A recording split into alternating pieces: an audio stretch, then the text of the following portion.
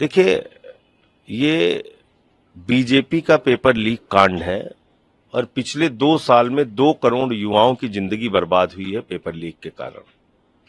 60 लाख बच्चे अकेले यूपी में बर्बाद हो गए।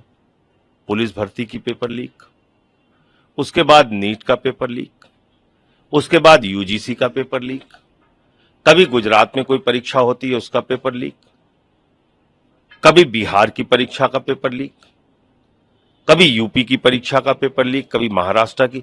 तो जहां जहां भाजपा का शासन है पूरे देश में, पेपर लीक कांड हो रहा है। युवा मांगेंगे भीख अगर होगा पेपर लीक, और ये बीजेपी का पेपर लीक कांड है। इस देश को बीजेपी ने पेपर लीक देश बना दिया है। आप बताइए, 67 बच्चे यूजीसी इसमें नीट में टॉप कर जा रहे हैं, 720 अंक पा रहे हैं सबके सब। पिछले वर्षों में कभी एक बच्चा टॉप किया, कभी 2 किया, कभी 3 किया। इस बार 67 के 67 बच्चे टॉप कर गए।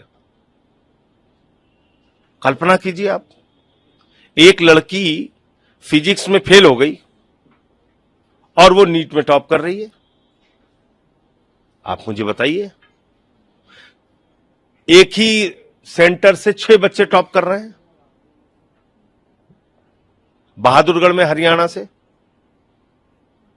तो क्या है ये? गोधरा में एक सेंटर है जहां पे कर्नाटक के, बिहार के, महाराष्ट्र के, अलग अलग राज्यों के बच्चे आके एग्जाम दे रहे हैं। ये तो सामान्य सी बात है ना कि कोई बिहार का रहने वाला वो बिहार का सेंटर ऑप्शन में देगा कि वो गोधरा में जाके देगा। एनटीए ने सुप्रीम कोर्ट और उस जो एग्जाम कराने वाले लोग हैं उनके यहां पैसे बरामद हो रहे हैं, करोड़ों रुपए। तो आपने पेपर लीक का अड्डा बना दिया है गुजरात को। देखिए, एनटीए को तो बोलने का कोई हक ही नहीं है। एनटीए तो जितना एग्जाम कंडक्ट करा रहा है सब में यही कर रहा है, और ये सब लोग मिलके पैसे खा रहे हैं। राज्य सरकारों के साथ जहां जहां बीजेपी का शासन है उनके साथ मिलके पैसे खा रहे हैं।